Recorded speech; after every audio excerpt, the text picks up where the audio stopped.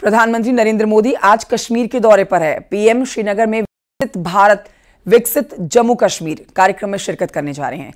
साथ ही आपको बताते हैं कि बख्शी स्टेडियम में विशाल जनसभा का आयोजन किया गया है, जहां पर संबोधित भी करेंगे जनसभा को पीएम मोदी। आर्टिकल 370 हटने के बाद पीएम मोदी का अब ये पहला कश्मीर दौरा है, जो कई मायनों में बेहद महत्वपूर्ण है।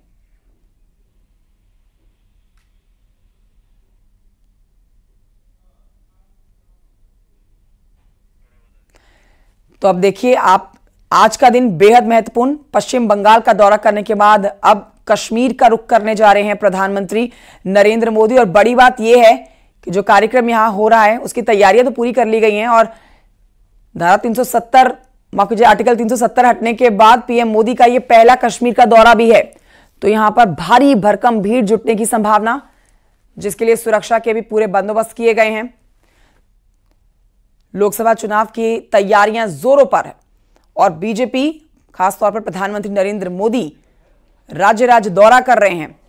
बिहार, पश्चिम बंगाल के बाद अब कश्मीर जाने की तैयारी। मोदी प्लान में कश्मीर प्रधानमंत्री नरेंद्र मोदी पहुंचने वाले हैं, जहां जनसभा को संबोधित भी करेंगे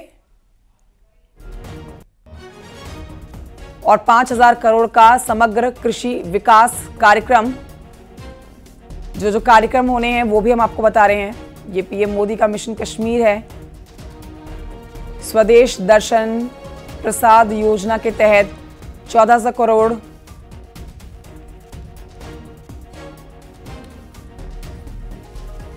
तो प्रधानमंत्री नरेंद्र मोदी कश्मीर दौरे पर जनसभा को संबोधित करेंगे और सीधे तौर पर आप समझ सकते हैं 400 पार, अब की बार 400 पार का जो नारा प्रधानमंत्री नरेंद्र मोदी ने दिया है, उसमें राज्य जाके सरकार के द्वारा किए गए काम, उपलब्धियां बताना बेहद जरूरी, क्योंकि इस बार पिछली बार से भी ज्यादा सीटें लाने का लक्ष्य, और इसी के तहत कश्मीर दौरा बेहद महत्वपूर्ण प्रधानमंत्री का।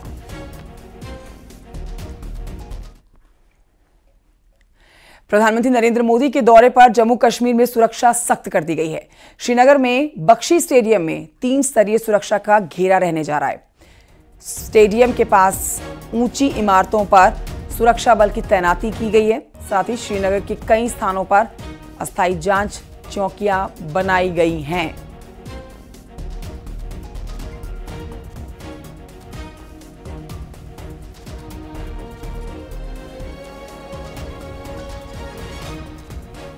आर्टिकल 370 हटने के बाद क्या बदला है वहां पर, ये एक बड़ा सवाल। पत्थरबाजी की घटनाएं खत्म हुई हैं, आतंकी घटनाओं में कमी आई है, शैक्षणिक संस्थान सामान्य रूप से चल रहे हैं, कश्मीर में पर्यटकों की संख्या बढ़ रही है, एक साल में 2 करोड़ पर्यटक कश्मीर पहुंच रहे हैं, व्यापार में बढ़ोतरी हो रही है, निवेश के नए रास्ते खुल रहे हैं। तो ये सवाल कि क्या बदला है, उसका जवाब आप देख सकते हैं। किस तरह के बदलाव 370 हटने के बाद कश्मीर में देखे जाते हैं।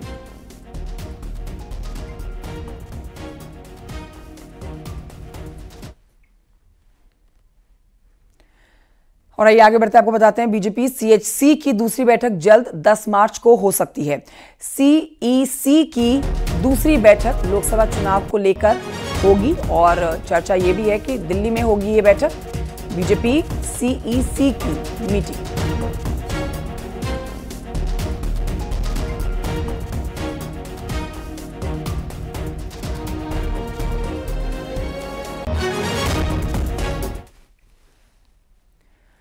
उत्तर प्रदेश में विकास की रफ्तार और तेज हो चुकी है। विकास परियोजनाओं को हरी झंडी दिखाई जा रही है।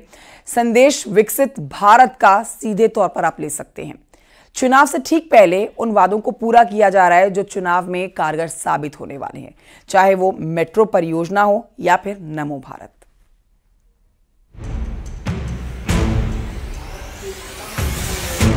आदरणीय प्रधानमंत्री महोदय द्वारा हरी झंडी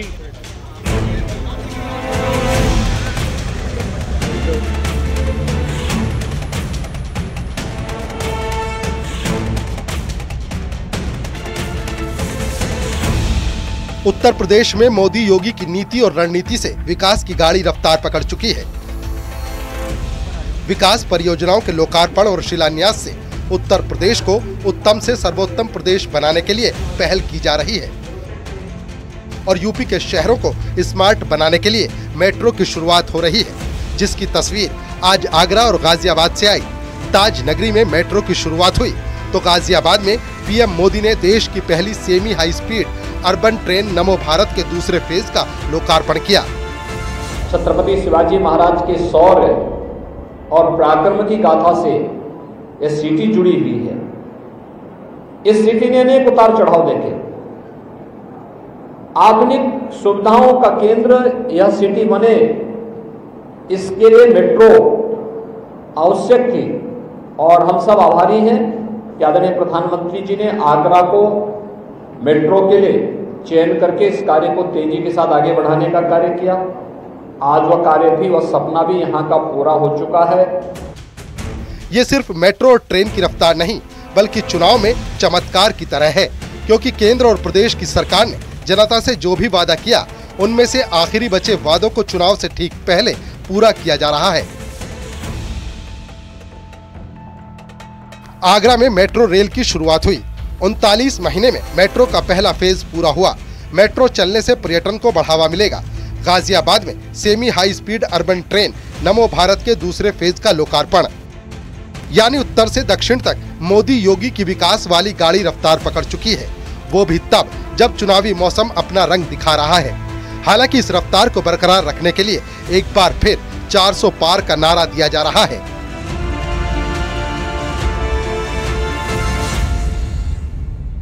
दो 2014 में हम विश्व भर में 10वें स्थान पे थे एज अ कंट्रीब्यूशन टू 11वें 10वें, उस पे मैं तो अच्छा ही बताता हूं जरा, पर वहां से चलते चलते हम 5वें स्थान पे पहुंच गए और बड़ी कॉन्फिडेंस से माननीय प्रधानमंत्री जी ने भी कहा है और हम सबको पूरा इसमें काम जोरों से हो रहा है कि माननीय प्रधानमंत्री जी की और हमारी 3rd टर्म के दौरान we will be among the 3 large economies of the world.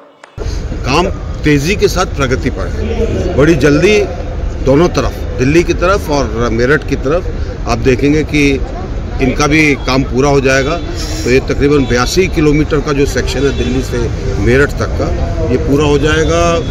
और साथ साथ प्रोजेक्ट चल रहा है दुहाई से जेवर को जोड़ने का, जेवर एयरपोर्ट। विकास परियोजनाओं के साथ देश और प्रदेश की सरकार जनता के बीच भरोसा और विश्वास कायम कर चुकी है और उसी भरोसे के नाम अब 24 का सियासी पैगाम दिया जा रहा है, जिसके जरिए विकास की रफ्तार के साथ चुनावी चमत्कार हो सके। Bureau report, news 18।